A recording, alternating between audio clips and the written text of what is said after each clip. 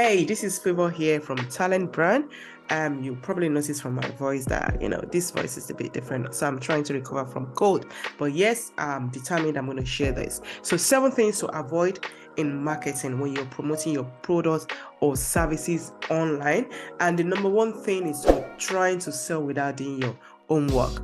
That is bizarre. So it's very, very important that you want to do your research before you put your products in the market. Check who wants this product, who need it, where can you find them, and what is their challenges. It's very, very important to do this homework. It goes more than what I'm saying here. There's a lot that goes into research and development, and you must take it serious. And number 2 thing is talking about your product or services, or talking about yourself all the time. Of course, you will talk about yourself, you talk about your pain point, the journey you went through, and you also talk about your product. But if you're planning to share content on social media, say 7 days a week, out of the 7 days a week, you share your product maybe 2 times out of them, or maximum 3 times. So it means that you want to focus more on your potential customers. What is their pain points? What connects with them? What kind of books are they reading? What kind of languages do they speak? What will resonate with them? So it means you want to talk more on these kind of things more than talking about your product or yourself.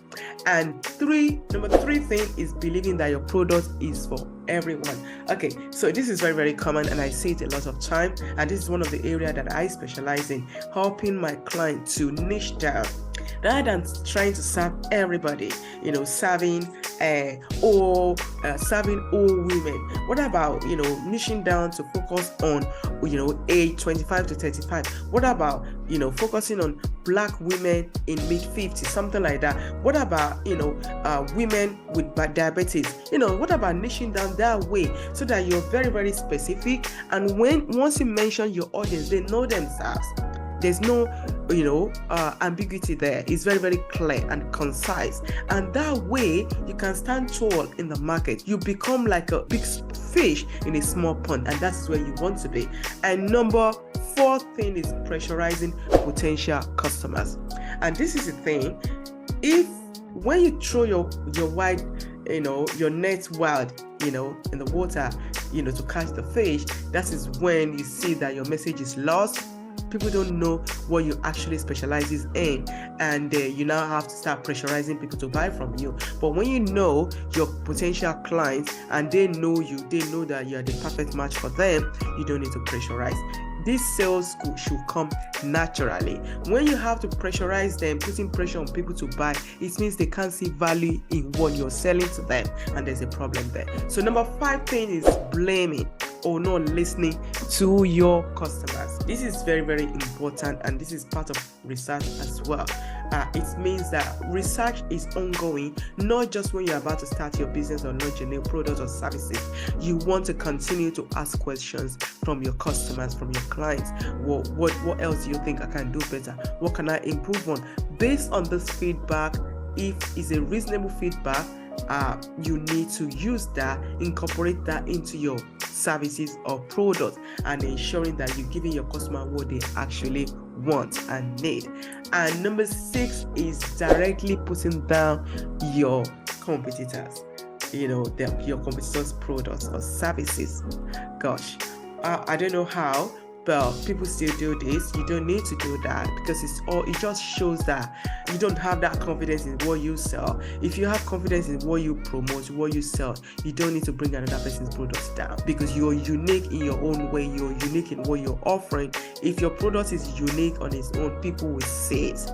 People will see it without you even mentioning your competitors. They know that, because they know they probably buy from them before, or maybe they are still buying from them. They are struggling to know which way to go. But if you have a unique product and you have a unique audience, then there's no point, because they know they are for you.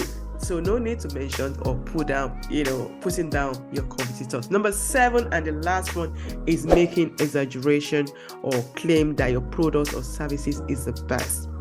Of course, we all want to show that our products and services is the best, but don't exaggerate it.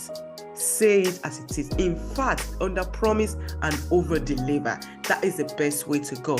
When you promise less thing and when your customer join, they're like, oh wow, that is where you want to be. There's no point saying things like, your services can offer 123 whatever, and now at the end they are getting 50. When people see you online, you are saying this thing, chatting about this thing, they're going to counter you. I've seen it happen. I think the other day I was in Clubhouse and I heard a lady saying this, that the so person, this is what happened, and they use their testimonial when they haven't achieved so milestone. They said they've achieved it. So really, let's be plain, let's be as we are. And I hope you found these 7 tips valuable. I know it's something you must have heard before, but sometimes we need to hear this thing again and again and again. It means they are important. So enjoy your week and speak soon.